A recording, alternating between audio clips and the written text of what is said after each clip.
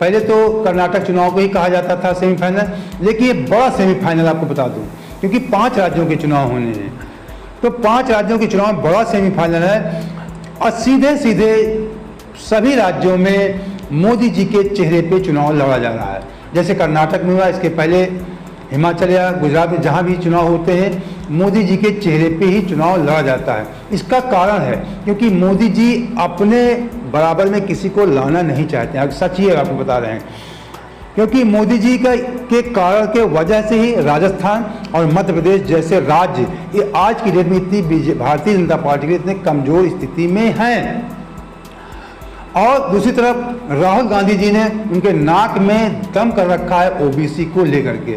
जहां भी राहुल गांधी जाते हैं केवल ओबीसी कास्ट सेंसस का ही मुद्दा उठाते हैं, जाति जनगणना का मुद्दा उठाते हैं और ये कहते हैं कि जब देश में ओबीसी की 50% भागीदारी है तो उनकी केवल 5% बजट में हिस्सेदारी क्यों है। तो क्या ओबीसी की आबादी 5% है? क्या हो ही नहीं सकता। तो अगर उनकी आबादी 5% नहीं है, अगर उनकी आबादी 50% है, तो उनका 5% बजट पे कंट्रोल क्यों है? उनका 50% बजट पे कंट्रोल क्यों नहीं है? अब जब मैं ये सवाल उठाता हूं, बीजेपी के लोग कांपने लग जाते हैं, नरेंद्र मोदी जी भाग जाते हैं, अमित शाह जी कुछ और कहते हैं, हिंदू मुस्लिम कहेंगे, नफरत फैलाने की कोशिश करेंगे। भाई और बहनों, देश के सामने एक ही मुद्दा है, कास्ट सेंसस। ये वीडियो मैंने इसलिए दिखाया कि आप समझ सकें कि इस समय राहुल गांधी जो पॉलिटिक्स कर रहे हैं, चुनाव तो विधानसभा के हो रहे हैं, लेकिन राहुल गांधी के भाषणों को आप गौर करिए, उनका भाषण लोकसभा चुनाव के जैसा ही होता है, राष्ट्रीय स्तर का उनका भाषण होता है और सीधे सीधे वो मोदी जी पे वार करते हैं, अडानी पे वार करते हैं या ओबीसी मुद्दे को उछालते हैं, इस तरह के मुद्दे उछालते हैं, साथ में राज्य स्तर की भी बातें करते हैं। लेकिन प्रधानमंत्री जी अपने ही चक्रव्यूह में अपने ही द्वारा कटघरे में खड़े हो चुके हैं। उसका कारण हम आपको बता दें, प्रधानमंत्री नरेंद्र मोदी जी और वसुंधरा राजे की लाग-डाट किसी से छिपी नहीं है। यही हाल मध्य प्रदेश का है। शिवराज जी, आपको बता दें, शिवराज जी अभी जब मैं वीडियो बना रहा हूँ अभी तक कहते हैं शिवराज जी का टिकट फाइनल नहीं हुआ, मुख्यमंत्री का फेस भी उनको नहीं बनाया गया है, क्योंकि प्रधानमंत्री नरेंद्र मोदी जी ने वहाँ नरेंद्र तोमर कृषि मंत्री और तमाम केंद्र के सांसद और मंत्री हैं उनको उतार दिया है और कैलाश विजयवर्गीय, इन लोगों को भी मुख्यमंत्री का चेहरा माना जा रहा है। तो मध्य प्रदेश में जो शिवराज जी की स्थिति है, इन लोगों की स्थिति वैसी नहीं हो सकती, क्योंकि 18 साल वो शासन कर चुके हैं, एंटी इनकम्बेंसी है सरकार के खिलाफ, लेकिन फिर भी जो मोदी जी ने चेहरे उतारे हैं ये मुख्यमंत्री के लिए इतने सशक्त दावेदार नहीं हो सकते। यही हाल आपको बता दें राजस्थान का भी है। अभी वहाँ टिकट के बंटवारे में भी काफ़ी घमासान हुआ, अमित शाह जी मीटिंग छोड़कर चले हैं, आपको बता दें। और वसुंधरा राजे जी की जो सहमति लेकर टिकट देना चाहिए वो नहीं हो रहा, इसलिए नहीं हो रहा है कि अगर वसुंधरा राजे जी के कैंडिडेट ज़्यादा बन जाएंगे, ज़्यादा जीत जाएंगे, तो वसुंधरा राजे जी मुख्यमंत्री की दावेदार बन जाएंगी, जो प्रधानमंत्री नरेंद्र मोदी जी नहीं चाहते हैं। तो राजस्थान में भी इनकी स्थिति अच्छी हो सकती थी, क्योंकि कांग्रेस अब यहाँ पे सीधे प्रधानमंत्री से लाग-डाट चल रही है राज्य स्तर के नेताओं में। वही हाल छत्तीसगढ़ में भी रमन सिंह को किनारे कर दिया, जो मुख्यमंत्री थे 15 साल। वसुंधरा राजे वहाँ की मुख्यमंत्री थी, उनको किनारे कर दिया गया। इस बार शिवराज जी को किनारे किया जा रहा है मध्य प्रदेश में। तो इन सब हार का कारण सीधे सीधे मोदी जी होंगे। और अगर ये तीनों राज्य, छत्तीसगढ़ की तो कोई बात ही नहीं करता, आपको बता दें छत्तीसगढ़ बहुत सशक्त ढंग से मजबूत है कांग्रेस के लिए। यहाँ मध्य प्रदेश और राजस्थान में कुछ उम्मीद भी भारतीय जनता पार्टी की दिख रही थी, लेकिन यहाँ पर भी भारतीय जनता पार्टी ने अपने हाथों, कहते अपने हाथ से अपने पैरों में कुल्हाड़ी मारना, यही हाल प्रधानमंत्री नरेंद्र मोदी जी कर रहे हैं।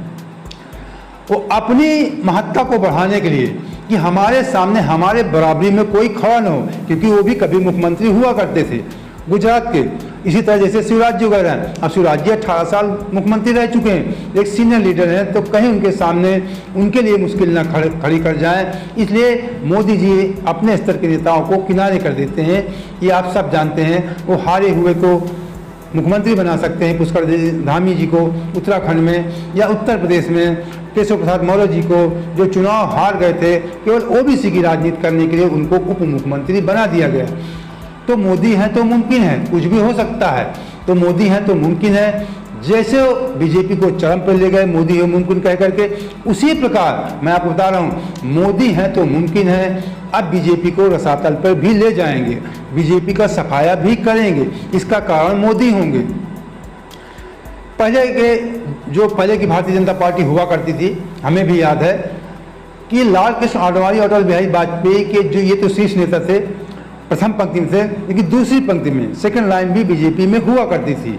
जैसे मुरलीधर जोशी हैं, जसवंत सिंह हैं, यशवंत सिन्हा हैं, तमाम लोग, तभी राजनाथ सिंह वगैरह ये तीसरी पंक्ति में थे, लेकिन दूसरी पंक्ति के भी कई बड़े नेता हुआ करते थे।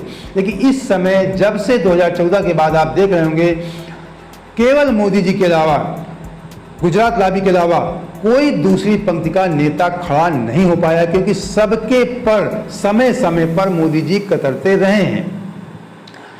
और विधानसभा चुनाव, तेलंगाना की स्थिति, तेलंगाना में केसीआर की जो वहाँ की बीआरएस सरकार है, बीआरएस की केसीआर जी की सरकार है, और वहाँ पे कांग्रेस जबरदस्त टक्कर दे रही है बीआरएस को, केसीआर जी को बता दें।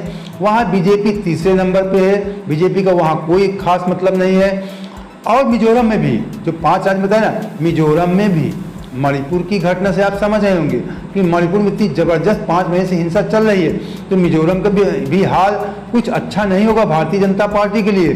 और ये जो सबसे ज़्यादा निगाहें लोगों को लगी हैं छत्तीसगढ़, राजस्थान, मध्य प्रदेश में, यहाँ इनकी स्थिति अब तो गोदी मीडिया भी दिखाने लगा है कि सर्वे के अनुसार यहाँ बीजेपी की सरकार बनते हुए ना तो सोशल मीडिया के सर्वे ना गोदी मीडिया के सर्वे नहीं दिखा रहे हैं।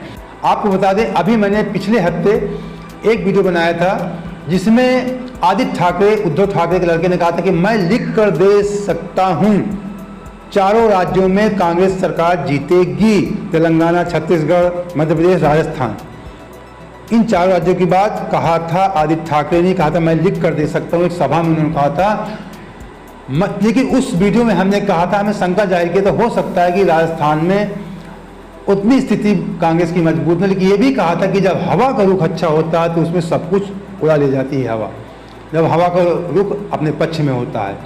ये भी कहा था कि हो सकता है अगर सब राष्ट्रीय स्तर की हवा चलेगी तो राजस्थान भी जीत सकता है, क्योंकि हमने कहा था छोटी मोटी हल्की फुल्की तकरार कहीं ना कहीं सचिन पायलट और गलेरजू की हुआ करती थी, इसलिए हमको थोड़ी शंका थी। लेकिन कांग्रेस की तकरार से बड़ी बीजेपी की तकरार है। बीजेपी की तकरार सीधे राज्य और केंद्र के बीच है।